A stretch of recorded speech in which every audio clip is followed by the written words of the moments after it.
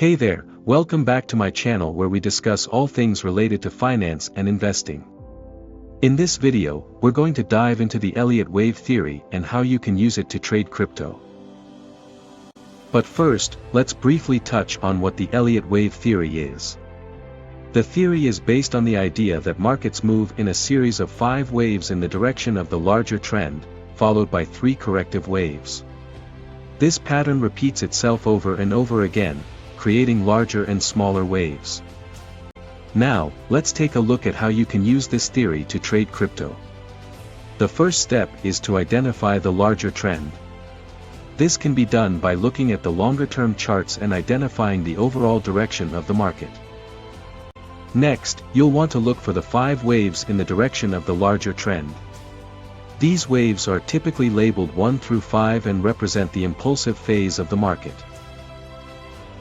After the 5 waves, there will be 3 corrective waves labeled A, B, and C. These waves represent a pullback in the market before the next impulsive phase begins. Once you've identified these waves, you can use them to make trading decisions. For example, if you're in a bullish market and see a corrective wave forming, you may want to look for buying opportunities when the correction is complete. It's important to note that the Elliott Wave Theory is just one tool in your trading toolbox. It's always a good idea to use multiple indicators and strategies to make informed trading decisions. Now, for the bonus point, I want to share with you a helpful tip when using the Elliott Wave Theory to trade crypto. It's important to remember that crypto markets can be volatile and unpredictable, so it's crucial to have a solid risk management strategy in place. One way to do this is by using stop-loss orders to limit your losses in case the market moves against you.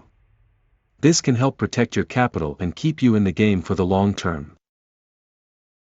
And that's it for today's video. I hope you found this information helpful. Don't forget to like and subscribe to my channel for more videos like this.